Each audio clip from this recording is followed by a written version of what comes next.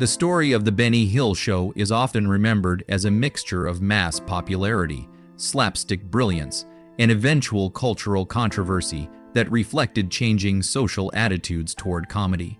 For decades, Benny Hill was one of the most recognizable faces on British television, known for his mischievous grin, fast-paced sketches, and a distinctive blend of visual humor, parody, and risque innuendo.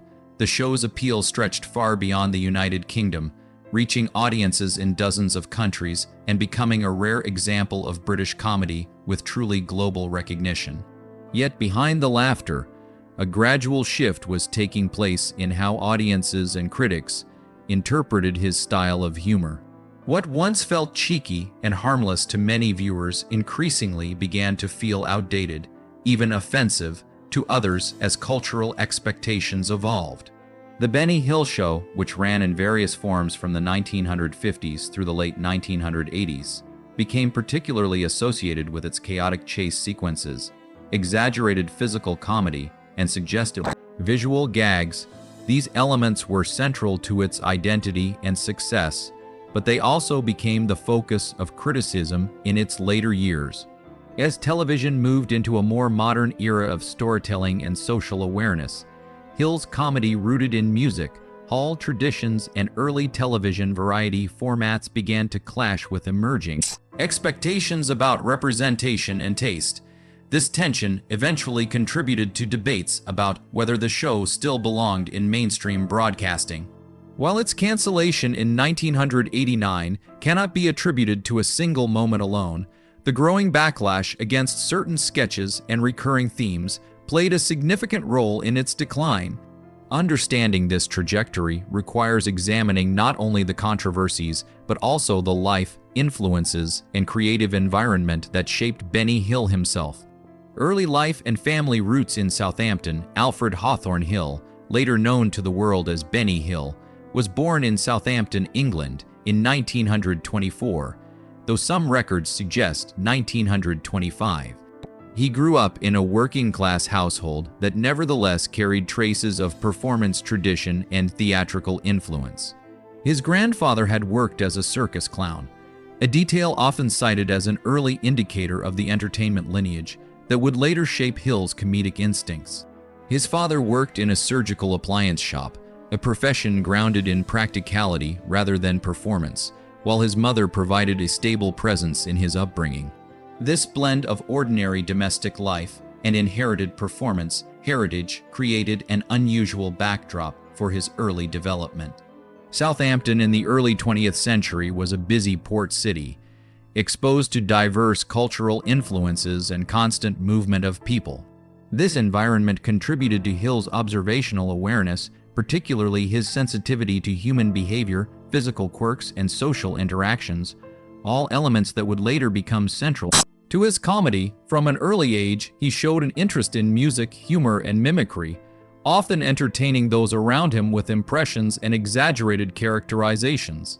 Though his childhood was not marked by immediate fame or artistic training, the foundations of his comedic identity were quietly forming through everyday experiences and exposure to popular entertainment forms such as music hall performances, radio broadcasts, and traveling stage acts. These influences combined to create a young performer who was already developing an instinct for timing, rhythm, and visual storytelling, long before entering professional entertainment. Education, early employment, and first steps into performance. Benny Hill's formal education took place at Taunton School in Southampton, where he received a standard academic upbringing rather than specialized artistic training. Like many young men of his generation, he did not immediately enter a creative profession after leaving school. Instead, he worked a series of ordinary jobs that exposed him to a wide cross-section of society. He spent time at Woolworths, worked as a milkman, served as a bridge operator, took on driving roles, and even performed as a drummer. These varied experiences may have seemed unrelated at the time, but they contributed significantly to his understanding of everyday characters, social archetypes, and workplace humor. Each job placed him in contact with different environments and personalities, giving him material that he would later draw upon in his sketches. His ability to imitate accents, gestures, and physical mannerisms likely developed further during this period of observation and interaction. Eventually, Hill moved toward the entertainment industry in a more direct way, taking a position as an assistant stage manager for a touring revue. This marked his first real entry into professional show business. In this role, he learned the mechanics of live performance production, including timing, coordination, and backstage organization. These technical skills, combined with his natural comedic instincts, provided a practical foundation for his later television work. Although he had not yet achieved fame, these early years were crucial in shaping his understanding of performance as both an art form and a structured craft. Wartime service and the combined services entertainment experience during the Second World War, Benny Hill was called up for military service in 1942, a turning point that temporarily shifted his life away from entertainment. He trained as a mechanic in the Royal Electrical and Mechanical Engineers, where he was responsible for maintaining and repairing military equipment. This technical role required discipline, precision, and problem-solving skills, all of which contributed indirectly to his later ability to manage complex television productions. His wartime duties also included work as a truck driver and searchlight operator, particularly during operations connected to the Normandy campaign in 1944. These responsibilities placed him in active service during one of the most significant military operations of the war. However, perhaps the most influential aspect of his military experience was his later transfer to the Combined Services Entertainment Division. This unit was dedicated to boosting troop morale through performances by comedians, musicians, and actors. Within this environment, Hill was able to perform regularly and experiment with comedic material in front of live audiences composed of servicemen. The feedback was immediate and unfiltered, allowing him to refine his timing and delivery. He learned how to capture attention in challenging conditions and how to adapt humor to diverse audiences.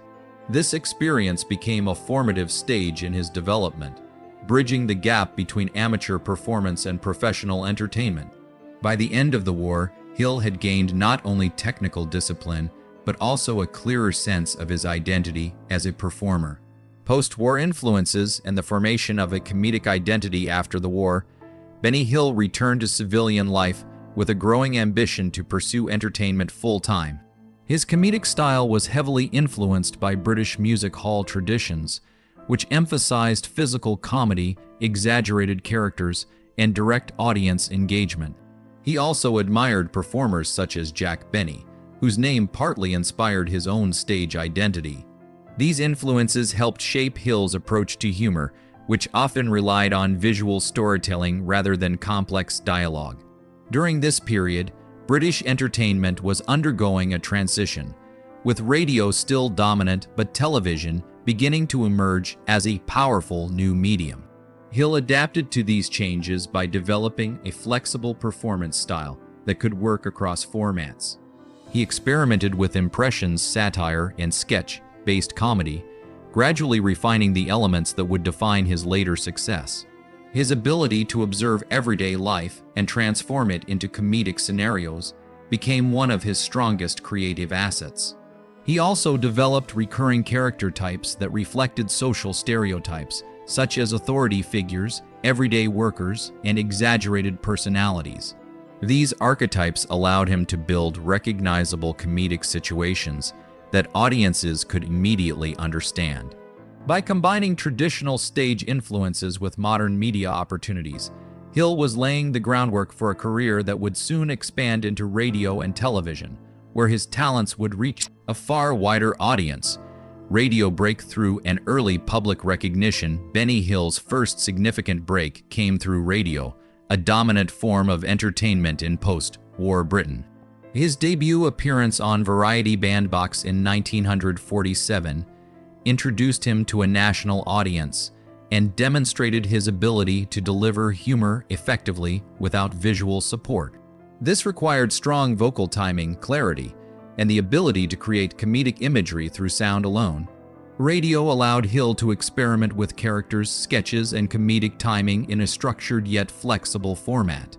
His performances quickly gained attention, leading to further opportunities within the medium. Although his early radio career was not without inconsistency, it played a crucial role in helping him refine his comedic voice. He learned how to structure sketches, pace jokes, and adapt material for different audiences. One of the key advantages of radio was its immediacy. Audience reactions could be measured quickly, allowing performers to adjust their material accordingly. Hill used this feedback to develop a sharper sense of timing and to identify which types of humor resonated most strongly with listeners. His success on radio eventually opened the door to television opportunities, which were rapidly expanding during the 1950s. This transition marked the beginning of his rise from radio performer to national television figure. Transition to television and early experimentation, Benny Hill made his first television appearance in 1950, entering a medium that would ultimately define his career. Early television offered new creative possibilities, particularly the use of visual humor, physical comedy, and edited sketches. Hill quickly recognized that television allowed him to expand beyond the limitations of radio by incorporating gestures, facial expressions, and slapstick performance. During these early years, he experimented with different formats, including character-based sketches and variety-style performances. Television producers were still exploring how best to use the medium, which gave performers like Hill significant creative freedom. He developed a style that combined theatrical exaggeration with fast-paced editing, laying the groundwork for the distinctive format that would later define his show. These early television appearances helped him build recognition and establish a reputation as a versatile comedic performer. He demonstrated an ability to shift between characters rapidly, often within a single episode, showcasing both his physical agility and expressive range. This period also allowed him to collaborate with other performers and writers, further expanding his creative network. By the mid-1950s, Hill was ready to take on a more structured and sustained television project that would bring his comedic vision to a wider audience. The birth of a television institution, The Benny Hill Show, officially premiered in 1955 on the BBC, marking the beginning of a long-running television institution. The format drew heavily from music hall traditions, combining sketches, musical interludes, and recurring comedic characters. From the outset, the show distinguished itself through its energetic pacing and reliance on visual humor. Hill's ability to perform multiple characters within a single episode became a defining feature. He often used makeup, costumes, and physical transformation to create a wide range of personas, from authority figures to everyday workers. The show also featured a rotating cast of supporting performers who helped bring sketches to life, contributing to its variety-style structure. The early success of the program established Hill as a major figure in British comedy television. Audiences responded strongly to the show's accessibility, as it relied less on dialogue and more on universally understandable physical comedy. This approach allowed it to appeal to a broad demographic, including international viewers. Over time, the show became a staple of British entertainment, setting the stage for its expansion into longer formats and broader distribution. Cast dynamics, style development, and creative expansion as The Benny Hill Show evolved. It developed a recognizable ensemble of supporting performers who contributed significantly to its comedic identity. Actors such as Jackie Wright became iconic figures within the show, particularly through recurring comedic interactions that emphasized physical contrast and timing. These collaborations helped establish a stable comedic universe in which recurring gags and character types could flourish.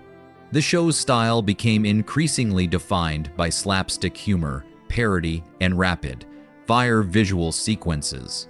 One of its most famous features was the chase sequence, in which characters would sprint through elaborate settings in exaggerated comedic pursuit. These scenes were often filmed using technical tricks, such as adjusted frame rates, to enhance the sense of speed and chaos. Hill's writing and performance style continued to evolve during this period, incorporating more elaborate production techniques and increasingly polished sketches. The balance between scripted humor and visual improvisation became a hallmark of the show. While the format remained rooted in traditional variety entertainment, it also adapted to modern television production standards, allowing it to maintain relevance for several decades. Transition to Thames Television and international success. A major turning point in the show's history came in 1969, when it moved to Thames Television. This transition allowed for greater production flexibility and higher budget specials rather than weekly episodes. The new format enabled Hill to develop more elaborate sketches and expand the scale of comedic sequences. During this era, the show achieved unprecedented international distribution, eventually being broadcast in over 100 countries.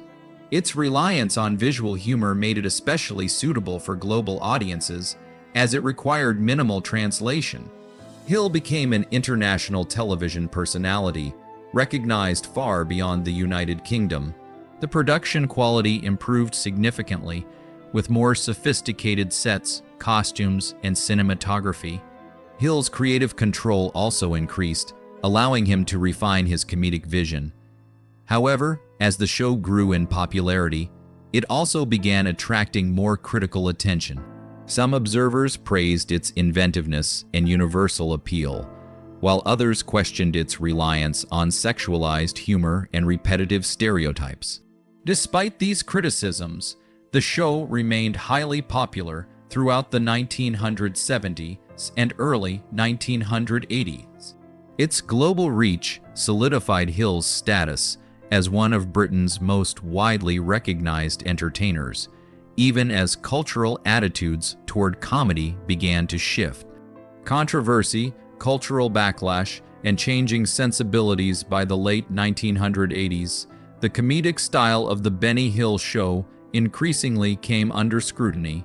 While it had long relied on suggestive humor and exaggerated portrayals of gender roles, shifting cultural norms began to cast these elements in a more critical light. What had once been widely accepted as harmless entertainment started to be viewed by some audiences and critics as outdated or inappropriate. Certain sketches, particularly those involving objectification or repetitive chase sequences featuring scantily clad characters, became focal points of debate. Critics argued that the humor reflected older attitudes that no longer aligned with contemporary expectations of television content. Although no single sketch can be definitively identified as the sole cause of the show's decline, the accumulation of criticism contributed to growing discomfort among broadcasters. As public sensibilities evolved, television networks began prioritizing different forms of comedy, including satire, character-driven narratives, and socially aware humor. The Benny Hill Show, rooted in earlier traditions, struggled to adapt fully to this shift. This cultural mismatch gradually led to reduced support from broadcasters, eventually resulting in the show's cancellation in 1989.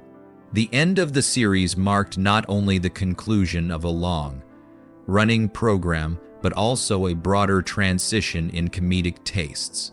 Legacy, influence, and final reflections. Despite its controversies and eventual cancellation, The Benny Hill Show remains a significant part of television history. Its influence can be seen in later forms of sketch comedy, particularly those that emphasize visual humor and physical performance. Hill's ability to create universally understandable comedy helped pave the way for international distribution of television entertainment. At the same time, the show's legacy is complex. It is remembered both for its innovation and for the aspects of its humor that later audiences found problematic. This duality reflects the broader evolution of comedy as an art form, shaped by changing cultural values and expectations. Benny Hill himself remains a figure of fascination in entertainment history, a performer whose work captured the spirit of one era while becoming a subject of critique in another. His career illustrates how comedy is deeply tied to its cultural context and how changing times can reshape the interpretation of even the most popular entertainment.